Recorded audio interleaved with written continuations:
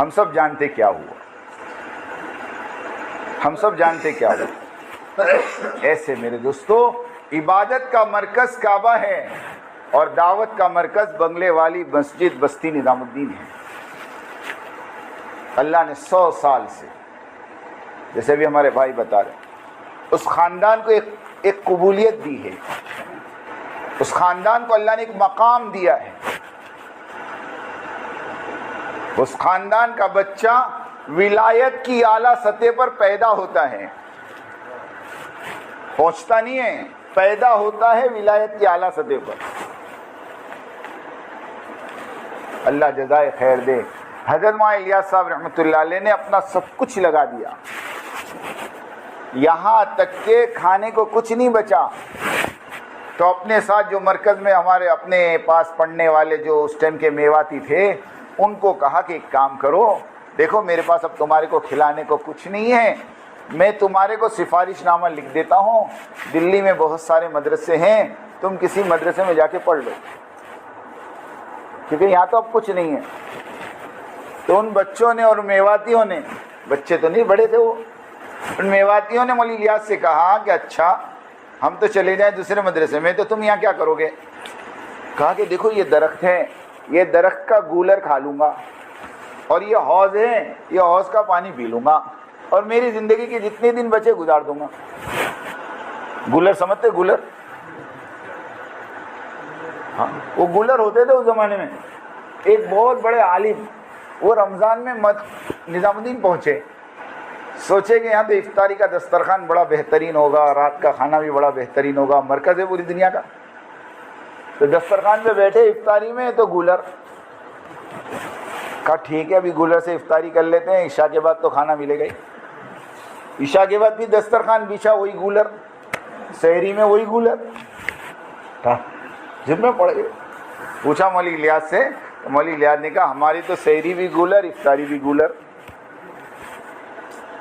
ہمارے مولانا محبوب صاحب کہتے ہیں 1981 میں جب حیدرآباد میں اجتماع تھا، تو حضرت جی مولانا انعام الحسن صاحب رحمۃ اللہ علیہ کے لیے پنڈال میں کولر لگایا گیا، تو مولانا انعام صاحب کہتے تھے کام گولر سے کولر تک پہنچ گیا۔ کیا کہتے تھے؟ کام کہاں سے کام پہنچ گیا؟ گولر سے کولر۔ یہ جملے تھے مولانا انعام صاحب کے۔ تو وہ بچے میواتی جو پڑھتے تھے مولانا کے ساتھ رہتے تھے، انہوں نے کہا کہ حضرت جب آپ گولر کھا کر اور پانی پی کر گزارا کر سکتے تو ہم بھی آپ کے ساتھ گولر کھائیں گے، پانی پئیں گے۔ جب کھانے کے زمانے میں آپ کو نہیں چھوڑا تو فاقے کے زمانے میں آپ کو کیسے چھوڑے؟ یہ اس گھر کا حال بتا رہا ہوں، کچھ بھی نہیں کھانے کو، بیوی بھوکی ہے، بچے بھوکے ہیں۔ مولوی یوسف صاحب اکیلے ہی تو تھے،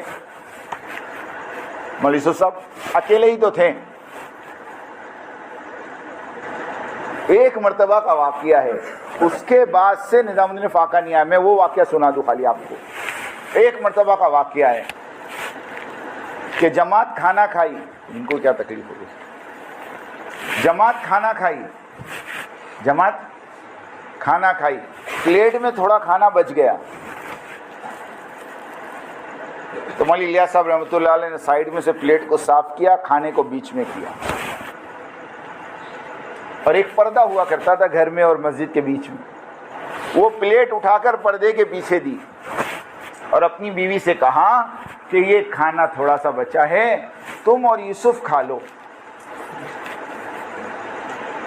اب وہ پلیٹ اندر گئی، دسترخوان بچھا، پلیٹ رکھی، مولوی یوسف صاحب نے اور ان کی امی نے ہاتھ دھویا، اور جیسے دسترخوان پر بیٹھ کر پہلا نوالا ابھی اٹھایا بھی نہیں تھا، اتنے میں پردے کے پیچھے سے آواز آئی، ارے ایک اور جماعت آ گئی، وہ کھانا واپس کر دو۔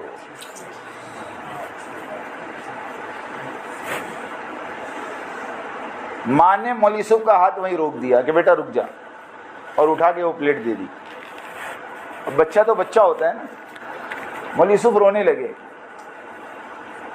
مولوی یوسف صاحب چھوٹے سے تھے، رونے لگے۔ مولوی الیاس کو پتہ چلا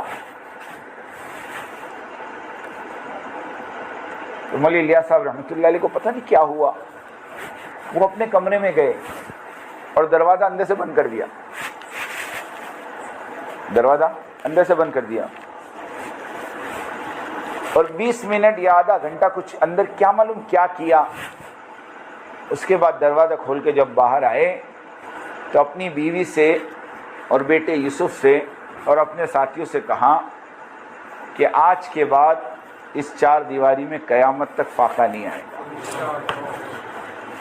میں نے اپنے رب کو منوا لیا۔ یہ وہ ہستیاں ہیں، یہ وہ ہستیاں ہیں۔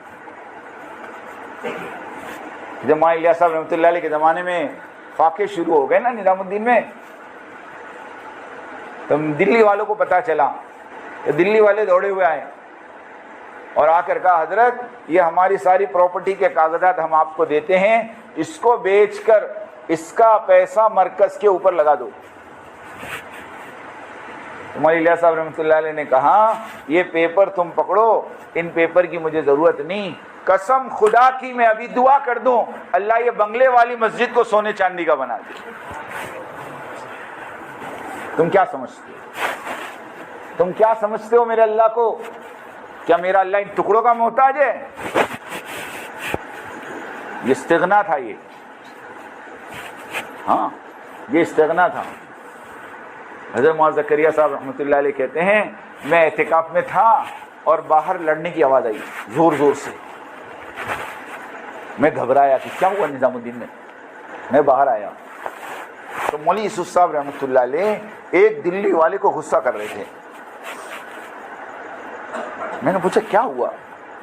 تحقیق کی تو پتا چلا کہ وہ دلی والا بہت بڑی رقم لے کر آیا تھا مولوی یوسف کے پاس، اور آ کر مولوی یوسف صاحب کو کہہ رہا تھا کہ یہ میرا ہدیہ لے لو، اور وہ مولوی الیاس کا بہت قریبی ساتھی تھا۔ تو حضرت مولانا صاحب رحمۃ اللہ علیہ اتنا غصہ اس پر کہ پورا مرکز جمع کر دیا کہ تیری ہمت کیسے ہوئی یہ پیسہ یہاں لانے کی۔ مولانا زکریا صاحب نے پھر مولانا یوسف کو کہا اجی یہ تمہارے ابا کے ساتھیوں میں ہیں اور تمہارے ابا کے زمانے سے آتے ہیں یہاں۔ جب ابا کا نام سنا تو تھوڑے ٹھنڈے پڑ گئے۔ مولانا زکریا صاحب تو بڑے تھے، مولوی یوسف صاحب کے سسرے ہوتے ہیں، مولوی یوسف کو پکڑ کے اندر لے گئے اور وہ جو ساتھی تھے ان سے معافی مانگا، وہ ان کا مزاج تھوڑا گرم ہے، یہ غصہ ہو گئے، معاف کرنا۔ تو وہ جو مالدار آیا تھا اس نے کہا کہ نہیں تمہارے معافی مانگنے سے میرا اتنا اثر نہیں ہوا جتنا اس آدمی کا استغنا دیکھ کر اثر ہوا۔ کتنا بے پرواہ آدمی اور کتنا اپنے آپ کو مال سے دور رکھنے والا آدمی کہ وہ مال بھی واپس لے گیا، اور کہتے ہیں موت تک اس آدمی نے تبلیغ میں جان لگائی۔ میں مولوی الیاس صاحب کی بات کر رہا تھا، مولوی الیاس صاحب نے دعا کی کہ فائقہ نہیں آئے گا، پھر اللہ نے مولوی الیاس صاحب کو بلا لیا، پھر مولانا یوسف صاحب امیر بنے۔ تو ہم جو کہتے ہیں نا اختلاف تو اس زمانے میں بھی ہوا۔ جب مولانا الیاس صاحب رحمۃ اللہ علیہ کے بعد مولوی یوسف کو امیر بنایا تو مولوی یوسف صاحب تبلیغ میں نہیں لگے تھے، وہ تو اوپر بیٹھ کر کتاب لکھ رہے تھے۔ حضرت مولانا الیاس صاحب رحمۃ اللہ علیہ بار بار اپنے میواتی ساتھیوں کو کہتے تھے جاؤ یوسف کو کہو تبلیغ میں حصہ لیں، مگر وہ پورا دن اوپر کمرے میں بند رہتے تھے۔ لیکن کس کو معلوم تھا کہ اوپر جو کام ہو رہا تھا وہ تبلیغ کا ہی ہو رہا تھا۔ تو کیا کام ہو رہا تھا اوپر؟ حیات الصحابہ لکھی جا رہی تھی، ہاں حیات الصحابہ لکھی جا رہی تھی۔ لیکن جب مولانا زکریا صاحب رحمۃ اللہ علیہ نے مولانا عبد القادر صاحب رائے پوری رحمۃ اللہ علیہ سے مشورہ کر کے مولوی یوسف صاحب کو امیر بنا دیا، تو اس وقت اختلاف کرنے والے مولانا احتشام الحسن کاندھلوی، جن کی کتاب پستی کا واحد علاج، اگر یقین نہ آوے تو فتاوی محمودیہ پڑھ لینا۔ مولانا احتشام صاحب نے مفتی محمود الحسن صاحب کو مولوی یوسف کی شکایتوں بھرا خط لکھا تھا کہ اجی ایک 28 سال کا آدمی امیر بن گیا اور کبھی تبلیغ میں اس کے 4 مہینے نہیں لگے۔ لوگ ابھی کہتے ہیں نا وہ اس ٹائم بھی سوال ہوئے تھے. سمجھ میں آئی بات؟ مجھے بتاؤ مولوی الیاس کے 4 مہینے کون سے صوبے میں لگے؟ ہاں بتا سکتا کوئی؟ ارے جس آدمی کی زندگی لگی ہو اس کا تم 4 مہینے کا پوچھو. ہاں عجیب بات ہے.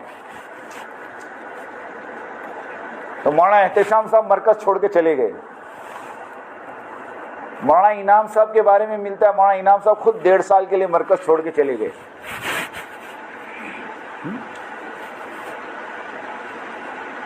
لیکن یہ مخلصین تھے, ان کو اختلاف تھا, مخالفت نہیں تھی. فرق سمجھنا, ایک ہوتا ہے اختلاف اور ایک ہوتی ہے مخالفت. اور مخالفت جو کرتا ہے وہ محروم ہوتا ہے. ہاں مخالفت جو کرتا ہے وہ محروم ہوتا ہے. شیطان نے آدم کی مخالفت کی تھی علیہ السلام, اس لیے توبہ کی توفیق نہیں ہوئی اس کو. اختلاف نہیں تھا اس کو مخالفت کی کہ میں 6 لاکھ برس اللہ کی عبادت کی, میں اتنا بڑا عابد, اور مجھے چھوڑ کے اللہ یوں کہے انی جاعل فی الارض خلیفہ, کہ زمین کا خلیفہ میں انسانوں کو بناؤں. یہ ہے کون میرے سامنے کا بچہ ابھی پیدا ہوا, ابھی پتلا بنا. میں 6 لاکھ برس سے آسمان میں ہوں, میں آگ سے بنا, یہ مٹی سے بنا. جیسے ابھی لوگ کہتے ہیں نا ہماری گود میں کھیلا ہے, تو گود میں کھیلا ہوا بڑا نہیں ہو سکتا. نہیں, سوچنے کی بات ہے نا, ارے سوچنے کی بات ہے.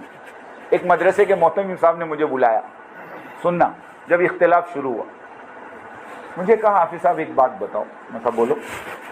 کیا مسئلہ ہے؟ انہوں نے ایک دم انجان بن کے پوچھا, جانتے تو سب ہے لیکن وہ مجھے دیکھنا چاہتے تھے کہ کیا جواب دیتا ہے, کہ کیا مسئلہ ہے یہ. میں نے کہا کچھ بھی نہیں. کیا بات کرتے رہے, اتنا مسئلہ پوری دنیا میں چل رہا تم کہتے کچھ نہیں. میں کہا حضرت ایک بات بولوں؟ بولے ہاں. میں کہا مسئلہ صرف یہ ہے کہ قاری طیب صاحب رحمۃ اللہ علیہ کا جب دیوبند میں انتقال ہوا تو ان کے بیٹے کو دارالعلوم دیوبند میں اہتمام کے لیے بلایا. تو وہ مدرسہ چلاتے تھے حیدرآباد میں, مولانا قاسم نانوتی کے لڑکے. تو انہوں نے کہا کہ چونکہ میں میرا مدرسہ چلا رہا ہوں, یہ مدرسہ چھوڑ نہیں سکتا, البتہ میرا لڑکا ابھی فارغ ہوا ہے, 2 سال ہوئے ہیں, نام طیب ہے, اگر تم کہو تو میں مولوی طیب کو بھیجوں. اب جو دیوبند میں تھے انہوں نے آپس میں مشورہ کیا کہ چلو قاری مولانا قاسم نانوتی کا بیٹا نہیں تو پوتا صحیح ہے, تو نسبت اسی کی, کا ٹھیک ہے بھیجو. اب جب وہ قاری طیب صاحب حیدرآباد سے نکل کر دیوبند پہنچے تو ان کی عمر کتنی تھی معلوم ہے؟ 25 سال. کتنی تھی؟ 55 سال یہ محتمم رہے. کتنے سال؟ جب دیوبند سے 1982 کی 12 جنوری کی رات کو ان کو گھسیٹ کر نکالا گیا, اس وقت ان کی عمر 80 سال کی تھی. تو 25 سال ملتا ہے. 25 سال کی عمر میں میں نے مولانا کو کہا کہ قاری طیب صاحب محتمم بن گئے دیوبند کے, تو دیوبند کے جو اکابرین تھے, جو بڑے بڑے اساتذہ تھے, اس میں 2 کا نام تو میں ابھی نام بتا دوں آپ کو, علامہ انور شاہ کشمیری رحمۃ اللہ علیہ اور مولانا شبیر عثمانی رحمۃ اللہ علیہ. یہ دونوں دیوبند چھوڑ کر ڈھابیل گجرات کے مدرسے میں پڑھانے آ گئے. کیوں؟ کہ یہ بچہ محتمم بن گیا, اب ہم یہاں نہیں رہ سکتے. میں نے کہا وہ 25 سال کا محتمم بنے یا 28 سال کے امیر بنے, فرق اتنا ہے. لیکن سامنے والی پارٹی میں فرق اتنا ہے کہ انور شاہ کشمیری رحمۃ اللہ علیہ اور شبیر عثمانی دارالعلوم دیوبند چھوڑ کر ڈابل جامعہ میں آ کر مدرس بن گئے. انہوں نے دیوبند کے سامنے مدرسہ کھڑا, یہ شرافت تھی ان کی. جب ان کی شرافت تھی تو ان کا کیا تھا وہ آپ سوچ لو.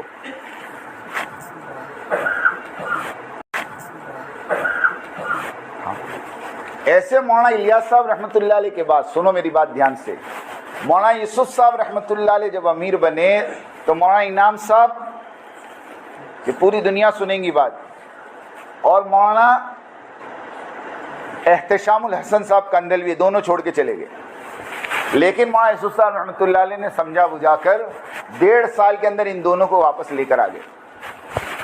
میں نے پہلے ہی کہا انہوں نے اختلاف کیا تھا اس لیے واپسی آسان تھی، مخالف لوگوں کی واپسی مشکل ہوتی. پھر زمانہ چلا مولانا یوسف صاحب کا، لیکن دشمنیاں پیدا ہو گئی مولانا یوسف صاحب سے. آ تو گئے لیکن دل میں بیچ پڑ گیا.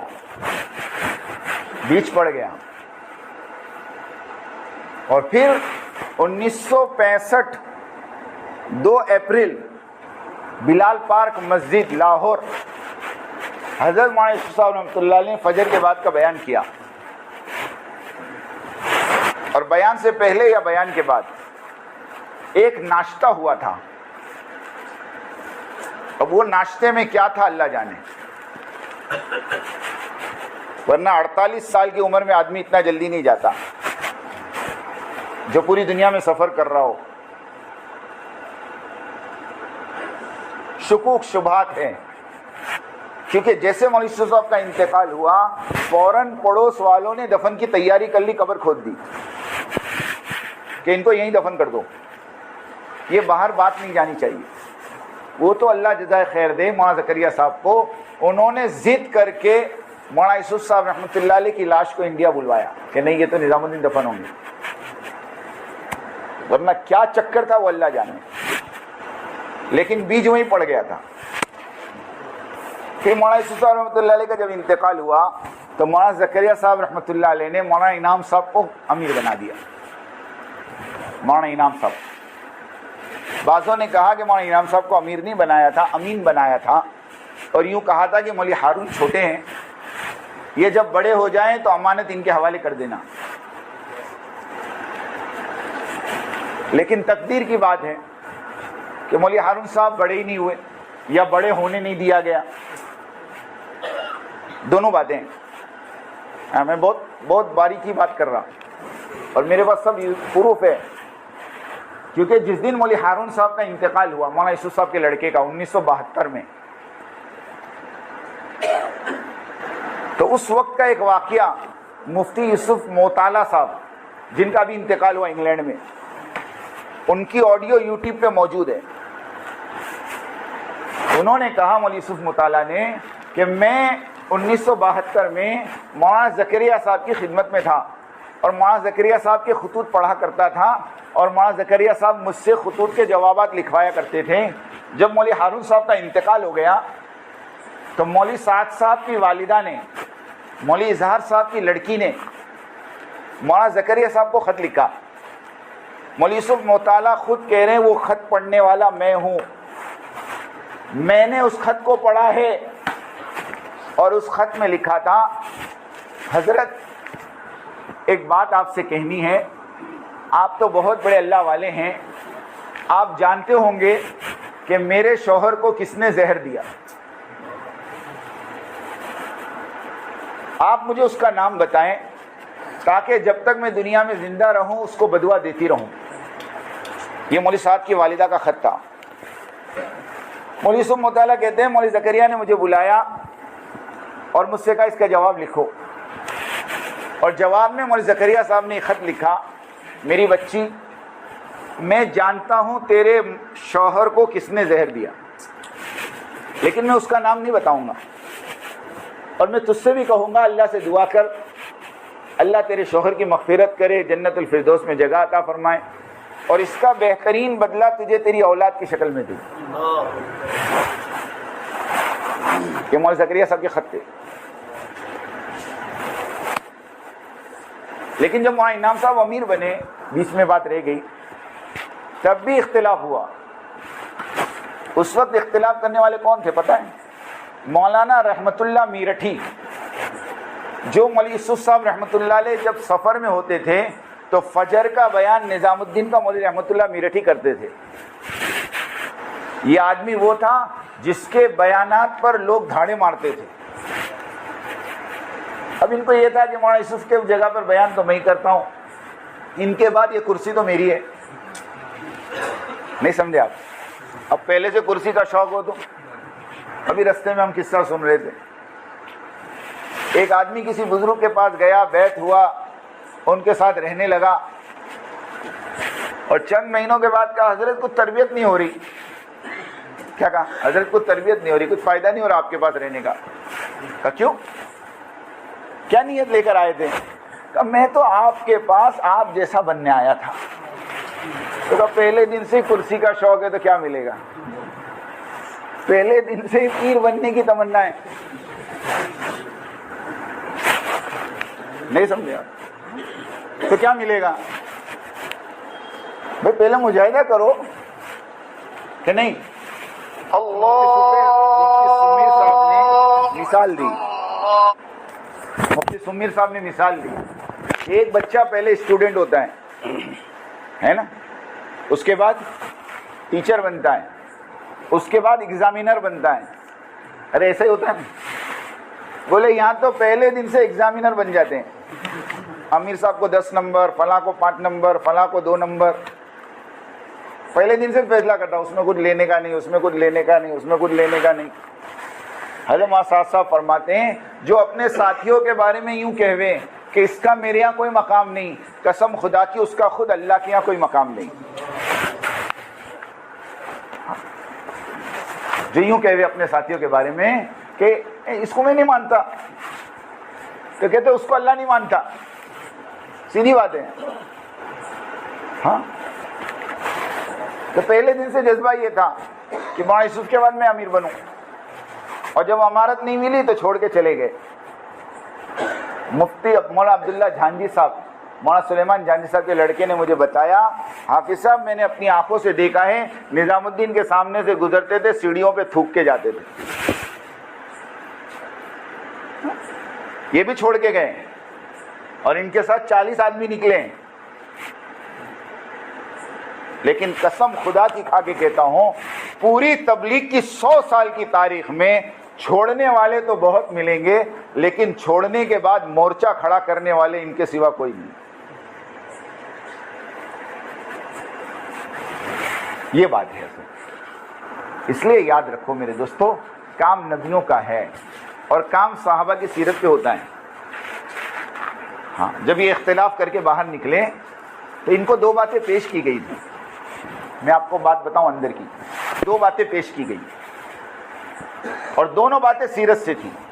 جیسے ابھی ہمارے دستگیر بھائی نے بتایا کہ حضرت نے ایک واقعہ یہ سنایا کہ دیکھو حضرت سعد ابن عبادہ رضی اللہ تعالیٰ عنہ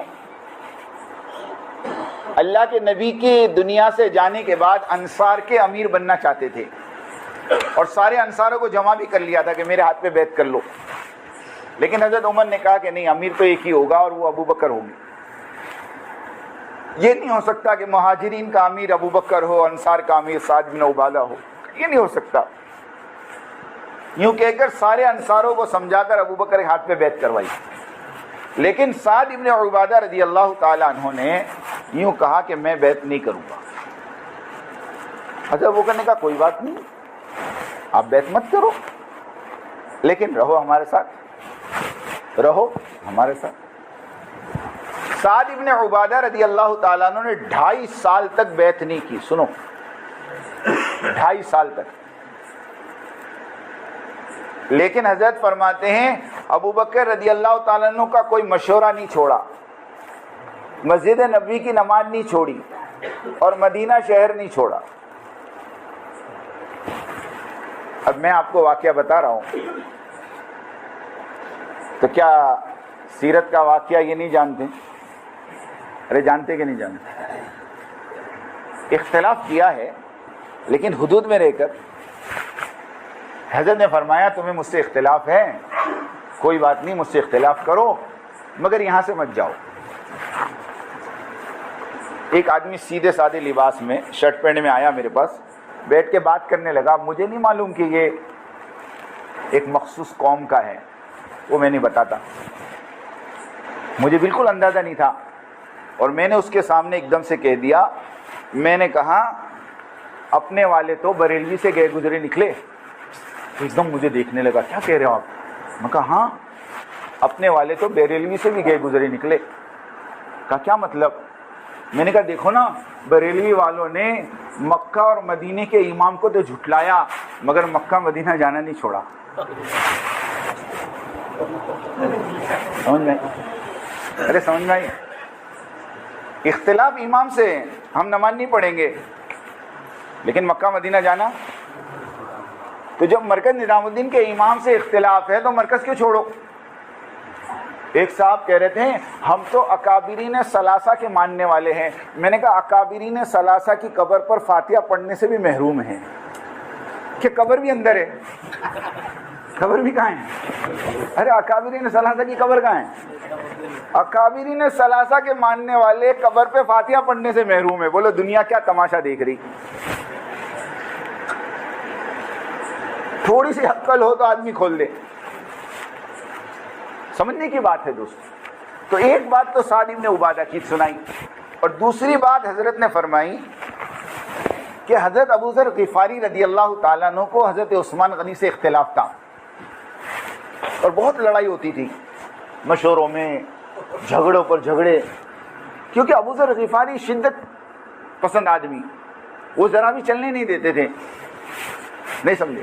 کسی نے ان کو کہا کسی کے پاس 20 دینار ہو تو کتنی زکوٰۃ دینے کا؟ حضرت ابو ذر نے کہا 20.5 دینار. کتنے دینے کا؟ تو 20.5 دینار ہی 20 ہے, تو کہ وہ 20 کیوں جمع کیا؟ 15 دینار اوپر دینے کا جمع کیوں کیا؟ اس کی سزا بولے.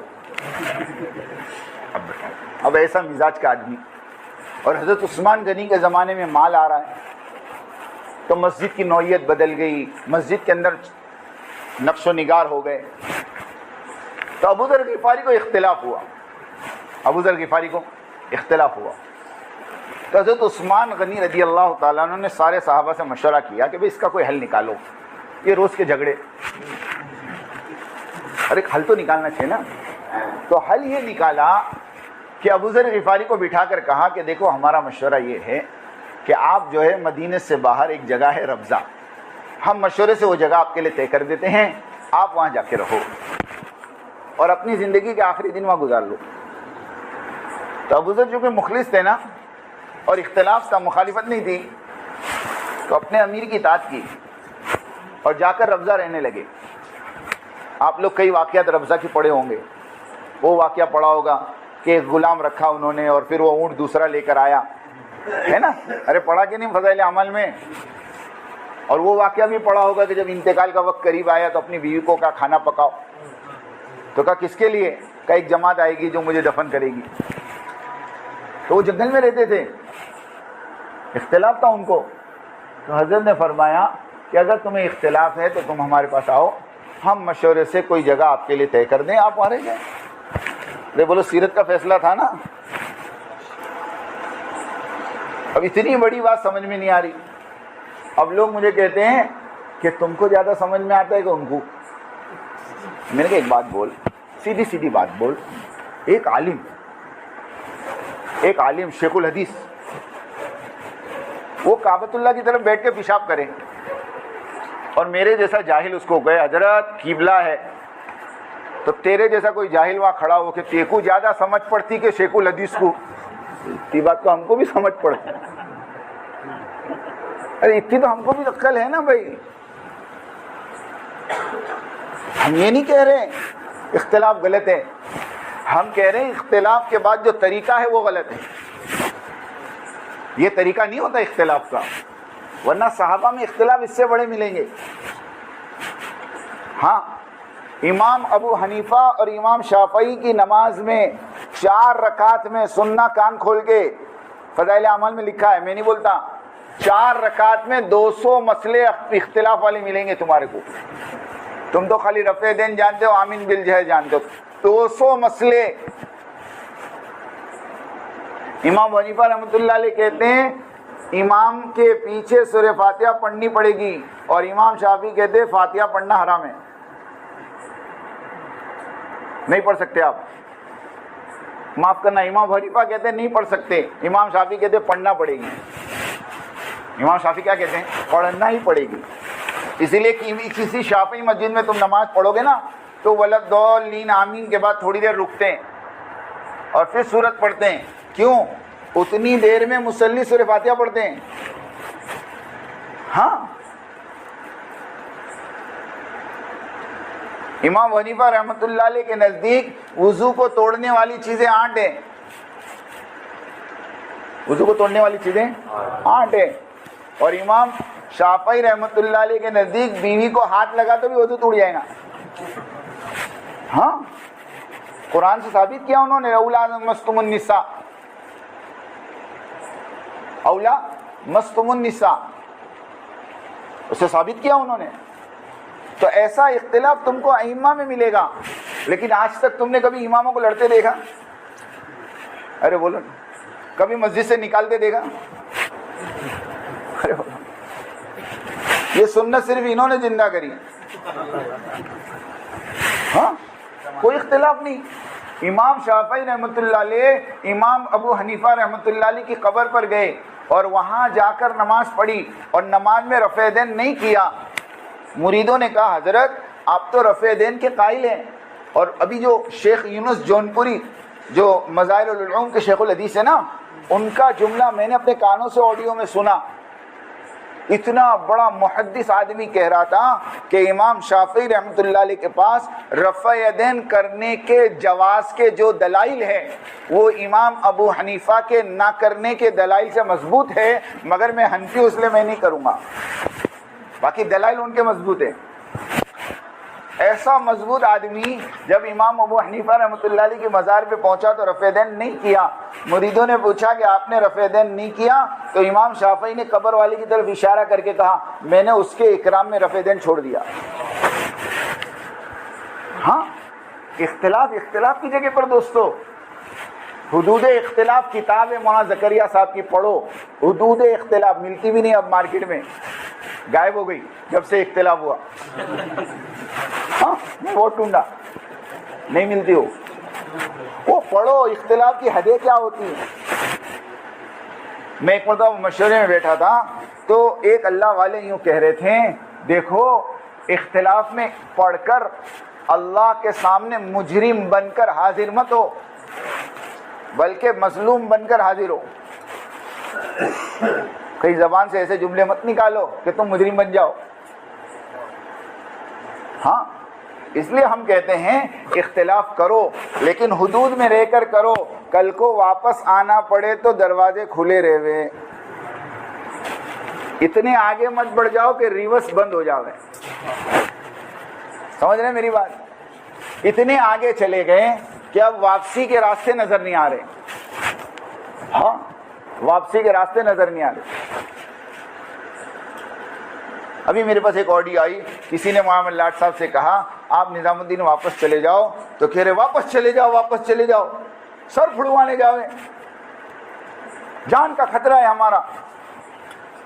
تو حضرت مولانا سعد صاحب نے کہا کہ مولانا یوسف صاحب رحمۃ اللہ علیہ کو 1947 میں یوں ہی کہا تھا کہ جب دیش بٹا تھا، کہا آپ پاکستان چلے جاؤ، نظام الدین میں آپ کی جان کو خطرہ ہے۔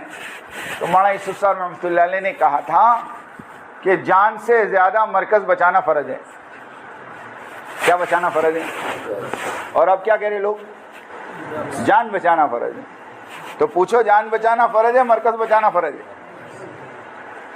اس کے لیے میرے دوستوں میں یہ ساری باتیں اس لیے نہیں کر رہا، بلکہ میں تو آپ لوگوں کو صرف اطمینان دلانا چاہتا ہوں کہ اللہ کا روزانہ 2 رکعت پڑھ کر شکریہ ادا کریں کہ اللہ پاک نے ہمیں بہت صحیح جگہ پر اور بہت صحیح امیر کی عمارت میں کام کرنے کی اللہ نے توفیق۔ سچی کہتا ہوں، ایسا آدمی زندگی میں میں نے کبھی نہیں دیکھا، بلکہ دنیا نے نہیں دیکھا۔ ہمارے بمبئی کے ایک ذمہ دار کہہ رہے تھے میں 15 دن کینیڈا ساتھ میرا حضرت کے علاج کے لیے، 15 دن 24 گھنٹے میں نے حضرت کے دیکھے، حضرت صرف نماز کے ٹائم پہ نماز، ورنہ منتخب حیات الصحابہ، منتخب حیات الصحابہ، بس اس کے علاوہ کوئی عمل ہی نہیں ان کے پاس۔ نہ کسی کی غیبت سنتے ہیں، نہ کسی کی غیبت کرتے ہیں۔ سچی کہتا ہوں، نہ کسی کی غیبت کرو نہ کسی کی غیبت سنو۔ اس کے لیے اللہ کے واسطے دوستو اس کام کی قدر کرو، اپنے امیر کی قدر کرو، اپنے مرکز کی قدر کرو، جتنا کہا جا رہا اتنا کرو، جیسا کہا جا رہا ویسا کرو۔ یہ سیرت سے ملے گا آپ کو۔ حضرت حذیفہ کو کہا جاؤ کافروں کے اندر جاسوسی کر کے آؤ، وہ گئے اور دیکھا ابو سفیان تاپ رہا ہے، نکالا تیر اور بٹھایا، اچانک آواز آئی یا دل میں خیال آیا کہ اللہ کے نبی نے یوں کہا کہ حرکت مت کرنا، واپس رکھ دیا۔ لوگوں کو شک ہو گیا کہ ہمارے اندر کوئی جاسوس ہے، سب اپنا اپنا ہاتھ پکڑ لو۔ تو انہوں نے بازو والے کا ہاتھ پکڑ لیا، تو کون؟ ارے بولے میرے کو نہیں پہچانتا، ان کو کوئی پوچھے اس سے پہلے دوسرے کو پوچھے۔ اور پھر واپس آئے تو راستے میں فرشتے ملے، کہا تمہارے سردار کو کہنا دشمنوں کا انتظام ہو گیا۔ علماء لکھتے ہیں کہ یہ کام کا اصول ہے، جتنا کہوے اتنا کرو، جیسا کہوے ہاں۔ حضرت مولانا انعام صاحب رحمۃ اللہ علیہ کے خادم تھے مولانا احمد لاٹ صاحب۔ ایک مرتبہ مولانا احمد لاٹ صاحب کو یوں کہا جاؤ اوپر دیکھ کر آؤ مولانا عمر صاحب کیا کر رہے ہیں۔ خود مولانا احمد لاٹ صاحب نے قصہ سنایا۔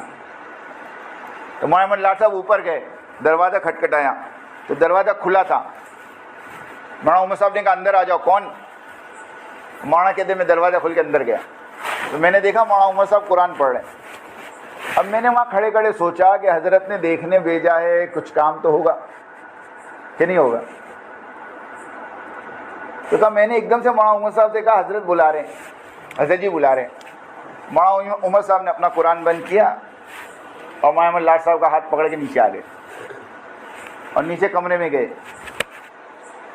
جب کمرے میں گئے اور مولانا انعام صاحب سے کہا حضرت فرمائیے کچھ کام تھا آپ نے بلایا؟ کہا میں نے تو نہیں بلایا۔ کہا آپ نے نہیں بلایا؟ ہاں میں نے تو نہیں بلایا۔ کون آیا تھا آپ کے پاس؟ تو کہا وہ احمد لاٹ تھے، وہ کہہ رہے آپ نے بلایا۔ کہا اچھا احمد لاٹ بلایا آپ کو، ایک کام کرو آپ جاؤ احمد لاٹ کو اندر بھیجو۔ جب وہ ایک دم کم عمر تھی مولانا کی، 1965 کی بات، فارغ ہو کر آئے تھے 1962 میں۔ تو مولانا احمد لاٹ صاحب کو اندر بلایا اور حضرت نے اپنے سامنے بٹھا کر کہا مولوی صاحب تبلیغ کا اصول یاد رکھو، جتنا کہے اتنا کرو، جیسا کہے ویسا کرو۔ تم کو کہا دیکھ کر آؤ تو دیکھ کے آنے کا، بلانے کس نے بولا؟ بلانا ہوتا پھر میں بھیجتا۔ اپنے دماغ کے گھوڑے مت دوڑاؤ۔ سنو اس وقت نظام الدین سے جو بات کہی جا رہی وہ کرو تو تمہاری ترقی ہے، اس سے ہٹ کر ترقی ہو ہی نہیں سکتی، اس سے ہٹ کر ترقی ہو ہی نہیں سکتی۔ ہاں لوگ تم کو گمراہ کریں گے، یہ نہج نہیں ہے وہ نہج نہیں ہے۔ میاں جی محراب صاحب رحمۃ اللہ علیہ کا جملہ ان کو سناؤ جو تم کو کہوے نا نہج نہیں ہے، اس کو میاں جی محراب صاحب کا جملہ سناؤ۔ میاں جی محراب صاحب رحمۃ اللہ علیہ فرمایا کرتے تھے بنگلے والی مسجد کے ممبر سے جس زمانے میں جو بات کہی جائے وہ اس زمانے کا نہج ہوگا۔ بات ختم ہو گئی۔ کیا کہا؟ بنگلے والی مسجد کی مرکز سے جس زمانے میں جو اصول بتایا جاوے وہ اس زمانے کا نہج ہوگا۔ اس زمانے کا نہج یہ ہے، نہیں سمجھا آپ، کہ مسجد کی آبادی اور ایک دن فضائل اور ایک دن منتخب کی تعلیم، گھروں کے اندر قرآن کے حلقے، اس میں ہمیں کوئی اختلاف نہیں ہونا چاہیے۔ یہ سب عہد کرو انشاءاللہ کریں گے، کریں گے سب، اس میں کوئی اختلاف نہیں ہے۔ ہاں ایک صاحب نے مجھے کہہ رہے تھے وہ ایک ہی کتاب تھی اچھی خاصی، یہ دوسری کتاب شروع کر دی، کتنا انتشار ہے نا دنیا میں۔ میں نے کہا ٹھیک ہے، آپ کو کس نے کہا ایک تھی؟ تو کہ ایک ہی تو تھی۔ میں نے کہا ایک تھوڑی تھی، حضرت مولانا الیاس صاحب رحمۃ اللہ علیہ کے زمانے میں 5 کتاب تھی۔ کہ ہاں 5 تھی؟ میں کہا ہاں 5 تھی۔ کون سی؟ میں کہا سن، ایک حکایت صحابہ تھی، ایک فضائل نماز تھی، ایک فضائل تبلیغ تھی، ایک فضائل ذکر تھا اور ایک فضائل قرآن تھا۔ کتنی کتاب ہوئی؟ 5 تھی نا۔ اس کے بعد فضائل صدقات کب لکھی گئی؟ میں دلیل دوں، فضائل صدقات کا آخری صفحہ جہاں فضائل صدقات ختم ہوتی ہے نا، اس پہ لکھا ہے الحمدللہ یہ کتاب سن 1949 میں پوری ہوئی. 1949 میں فضائل صدقات اور فضائل حج لکھی گئی. اب مولانا الیاس صاحب کا انتقال تو 44 میں ہو گیا تھا. 44 میں ہو گیا تھا نا. کتاب کب لکھی؟ 5 سال کے. تو فضائل صدقات کو تعلیم میں کس نے شامل کیا؟ مولانا یوسف صاحب نے شامل کیا. تو 5 سے 2 ہو گئی. کتنی ہو گئی پھر؟ پھر میں نے کہا مولانا انعام صاحب کا زمانہ آیا تو مولانا انعام صاحب نے پستی کا واحد علاج ایک نام کی کتاب مولانا احتشام صاحب کی اس کو جوڑ دی. کتنی ہو گئی؟ اب مولانا الیاس کے زمانے میں 5, مولوی یوسف صاحب کے زمانے میں 7, مولوی انعام صاحب کے زمانے میں 8. ہر زمانے میں ایک ایک بڑی نا. تو ابھی بڑی تو تمہارے پیٹ میں کائے کو دکھا؟ بولو بولو تو ایک ہے نا. تو میں کہا میں 7 میں بائنڈنگ کر دیتا. منتخب بھی فضائل عمل اتنی موٹی ہوتی. ایک پڑھو نا, 2 کائے کو پڑھتے. تو تم 7 کتاب 7 میں بائنڈنگ کرو. دنیا کو ایک کتاب ایک کام. کیا بے وقوف ہے. میں نے میری آنکھوں سے 1995 میں اور 94 میں جب میرا شروع کا وقت تھا, ہمارے والد صاحب کے پاس تبلیغی نصاب کر کے کتاب دیکھی. فضائل اعمال کے الگ رسالے ہوتے تھے, فضائل ذکر کے الگ ہوتے تھے کہ نہیں. اس زمانے میں 2 روپے کے ملتے تھے, 1.5 روپے کا, 2 روپے کا. یہ تو زبردستی کی ایک بات ہے. بغیر مشورے کے مجھے یہ بتاؤ مشورے کا اصول کیا؟ مشورے کا اصول کیا؟ کہ مشورے کا اصول یہ ہے کہ آپ مشورے میں بیٹھ کے رائے دے دو, اور رائے دینے کے بعد امیر اگر تمہاری رائے کے خلاف فیصلہ کر دے تو تمہارے ماننا کہ نہیں ماننا؟ کہ نہیں ماننا. اچھا امیر قلت رائے کثرت رائے کا پابند ہے کیا؟ ہاں, بلکہ میرے کو تو یہ اصول سکھایا گیا بچپن میں کہ تمہاری رائے پر فیصلہ ہو جائے تو ڈرو, اور تمہاری رائے پر فیصلہ نہ ہو تو خوش ہو جاؤ. ارے صحیح ہے کہ نہیں؟ اب مشورے میں بیٹھے ہیں, 4 آدمی نے کہا کتاب نہیں چلنی چاہیے اور 5 نے کہا چلنی چاہیے. اب امیر نے فیصلہ کر دیا کہ چلے گی. اب وہ 4 کہے نہیں ہم نے تو نہ بولا تھا, کہیں کو چلائے. ابھی باہر نکل کے کہے نہیں مشورے سے نہیں ہے, تو مشورے سے نہیں ہے. وہ خود ان کو پوچھو, قرآن پہ ہاتھ رکھ کے قسم کھا کے کہوے کہ کعبۃ اللہ کے اندر جب تم بیٹھے تھے اور منتخب کی جب بات آئی تھی اور باقاعدہ ظہر کے مشورے میں طے ہوا تھا کہ منتخب پڑھی جائے گی, اور آج منتخب کی بسم اللہ عصر کی نماز کے بعد حاجی عبدالوہاب صاحب کریں گے, یہ طے ہوا تھا. یہ اس سے پہلے کی میری بات میں ہے, لیکن ایک پوری پلاننگ کے ساتھ عصر کے بعد حاجی صاحب کو کعبۃ اللہ میں نہیں آنے دیا گیا. وہ نہیں آنے دینے والے کون تھے؟ آپ تحقیق کرو. پھر حضرت نظام الدین میں آ کر حضرت نے مشورہ کیا اور پھر بات رکھی کہ بھئی یہ چیز ہوئی ہے اور اس کو کیا کرنا. سارے نظام الدین کا کابرین نے کہا ہونی چاہیے ان چند کے علاوہ, اور وہ چیز مشورے سے طے ہوئی. تب جا کر حضرت نے کھلے عام جو سب سے پہلا اعلان کیا 2006 کے مالیگاؤں کا اجتماع, آپ کو یاد ہو, اس میں اسٹیج کے اوپر سے حضرت نے کہا تھا کہ منتخب عمومی تعلیم میں پڑھی جائے گی, اور اس کے بعد 2006 سے لے کر 2012 یا 13 تک ہمارے گجرات میں مسجدوں میں پڑھی گئی ہے. پھر بعد میں ایک دم سے اعتراض آ گیا کہ بھئی اس میں فائدے نہیں ہیں, امت گمراہ ہو رہی. میں نے کہا کتنے گمراہ ہو گئے, لسٹ بھیجو میرے پاس. کون گمراہ ہوا؟ آپ مجھے بتاؤ فضائل اعمال پر اعتراض اور اس کے جواب کتاب ہے کہ نہیں؟ ہے کہ نہیں بولو. لیکن آج 20 سال 25 سال ہو گئے, 1995 سے پکڑو آج کتنے ہوئے, 22 اور 5 27 سال میں منتخب احادیث پر اعتراض اور اس کے جواب کوئی کتاب چھپی گیا؟ ساری مستند حدیثیں, اور مستند حدیث پر غیر مستند حدیث کو ترجیح دینا. علماء سے پوچھو کیا ہے. آپ کے پاس ایک پکی حدیث ہے اور آپ کے پاس کمزور حدیث ہے, آپ کس کو لوگے؟ پکی حدیث کو لوگے. یہ تو جاہل بھی کہے گا نا.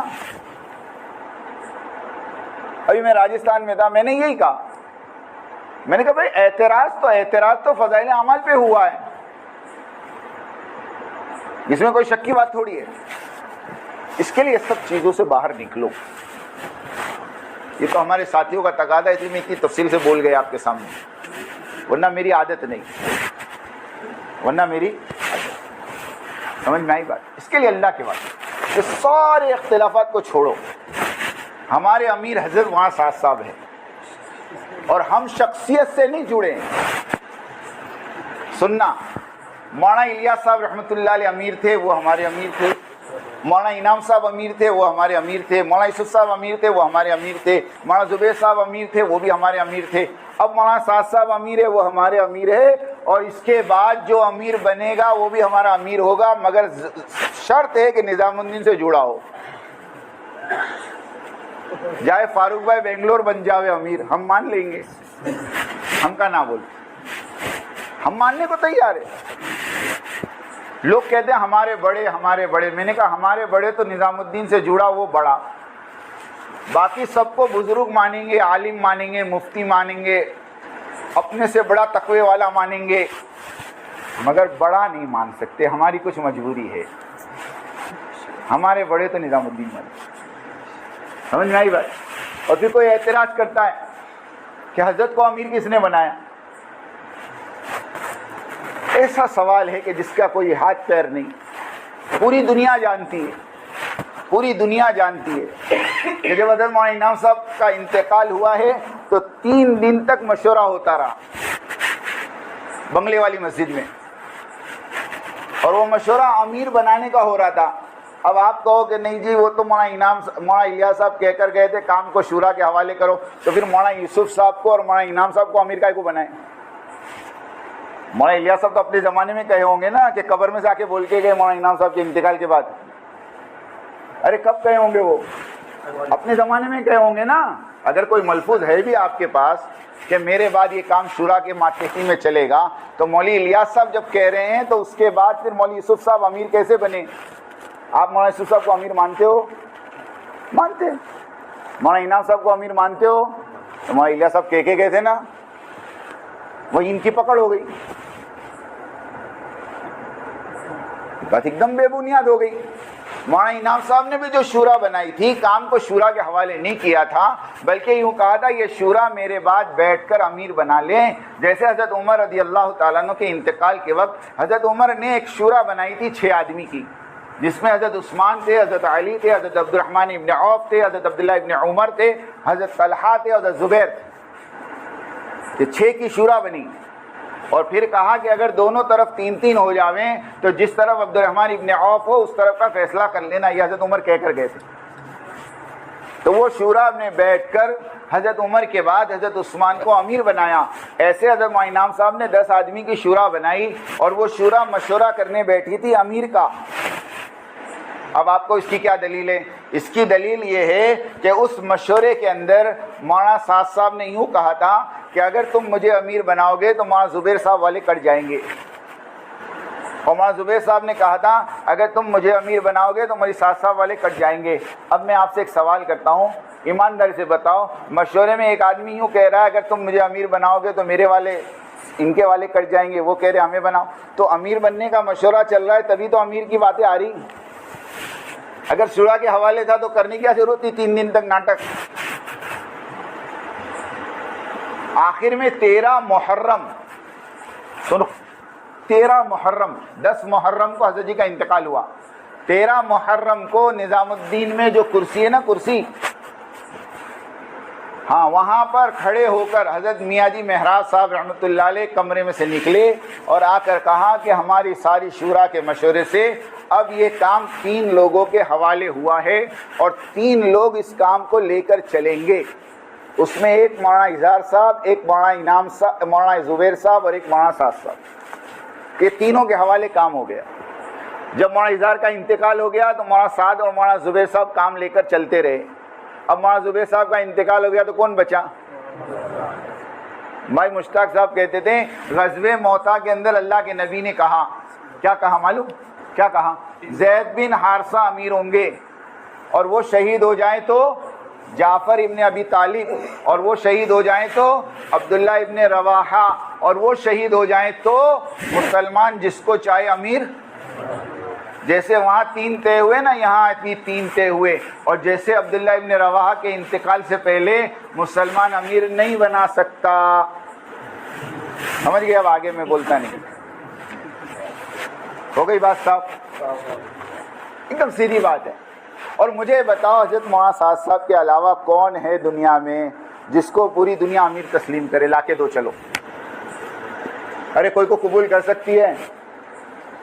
آپ سوچو نا، اس خاندان کے علاوہ کوئی خاندان بیٹھ سکتا ہے کہ نہیں؟ اللہ نے ان کو ایک مقام دیا بھائی، وہ امت کو لے کے چل رہے، ہم ساتھ دیں ان کا. ورنہ میں بھی ایک سوال کر سکتا ہوں، حضرت علی کو کون امیر بنایا؟ لاؤ پوری دنیا میں میرے پاس جواب.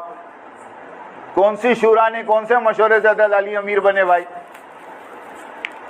ہاں پوچھو جا کر کہ حضرت عثمان غنی رضی اللہ تعالیٰ کے زمانے میں سارا کام کاج حضرت علی سنبھالتے تھے.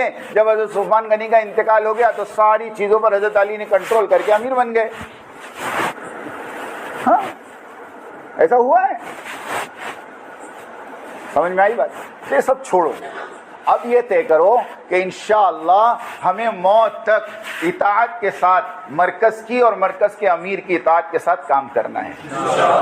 کون کون کرے گا؟ ذرا ہاتھ اٹھاؤ. انشاءاللہ سب کرے گا. ہاں جان دے دیں گے لیکن امیر کی اطاعت کو نہیں.